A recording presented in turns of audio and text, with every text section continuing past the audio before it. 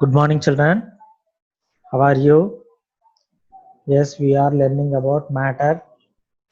Yesterday, we have discussed all these. Yes, children, about solids, liquids, and gases we have completed yesterday. Today, we do an activity. Take two inflated balloons of the same size. Tie them at the two ends of a stick. Tie a short thread on the stick in such a way that the stick remains in a balanced position.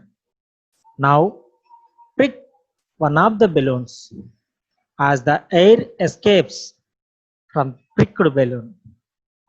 The stick tilts towards the side of the inflated balloon. This activity shows that air has weight. Hence, air is matter. See, children. In this activity, we need two balloons and thread, also a stick. Yes, first of all, take two inflated balloons. Inflated means filled, filled with gas. Yes, children. So, inflated balloons means balloons with air. Yes, children. At the same size. Inflate, same size. Yes, children. So take two inflated balloons of the same size and tie these balloons to a stick with a thread. Yes, children. At the end of this stick. Yes, children. First, take two inflated balloons and tie them to a stick with thread.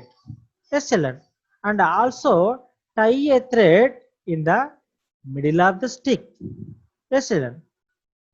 In a balanced position to make these balloons in balance. Yes, children. So exactly center of the stick. Tie a short thread. Okay, children. Later, prick one of the balloons. Prick means make a hole with sharp thing or pierce. Yes, children. Immediately, air escapes from the balloon. When we prick the balloon with sharp thing, immediately air escapes from the balloon. Yes, children.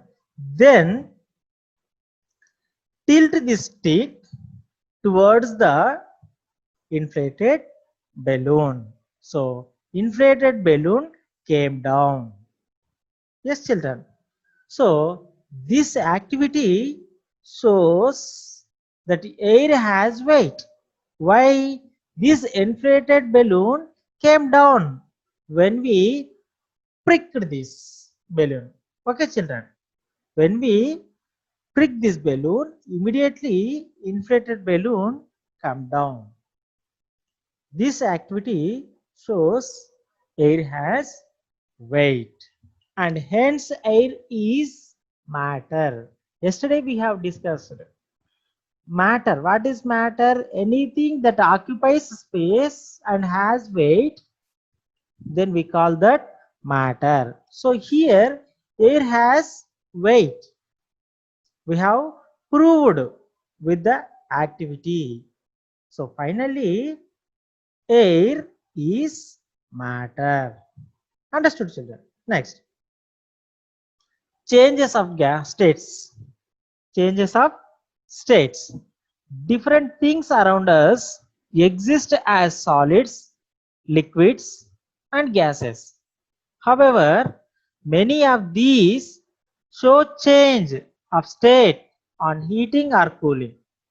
Matter can be changed from one state to another on heating or cooling. See, children, yesterday we had discussed what we can see many things around us. These things made up of matter. Yes, children. And these things may be in solids, liquids, and gases. Yes, children. But in some cases, by heating or cooling, these solids, liquids, and gases change one state to another. Okay, it's no matter it is temporary or permanent, but they can change from one state to another. For example, solid to liquid, liquid to gas, or gas to liquid, or liquid to solid, this way. Okay, children. Yes, it may be permanent or temporary, but they can change from one state to another by cooling or heating. Yes, children. Yes, see. Here you see the picture. What is that? Interconversion of water. See, children. Ice, solid. Here, water in the form of solid state. We call that ice cubes. Ice cubes means water in solid form. Yes, children. And the second beaker, water.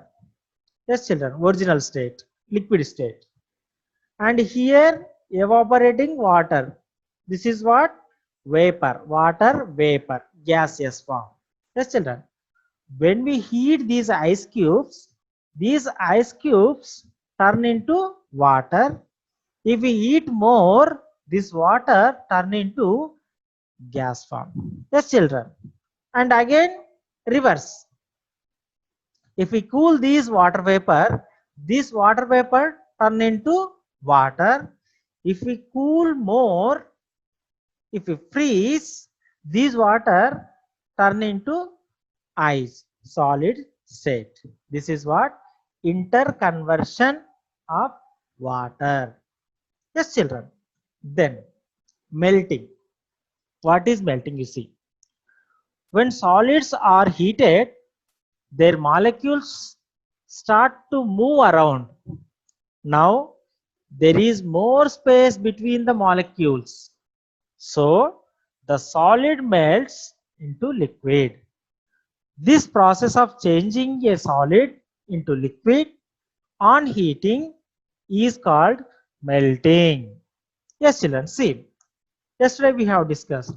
In solids, molecules are arranged very tightly, closely, very less intermolecular space. Yes, children. When we heat these solids, these molecules start to move around. Means here in the solids, when we heat, intermolecular space is increased. So there is a chance to move these molecules. That's why when we heated these solids, these molecules start to move around. Yes, children, and become into liquids, or solid melts into liquid.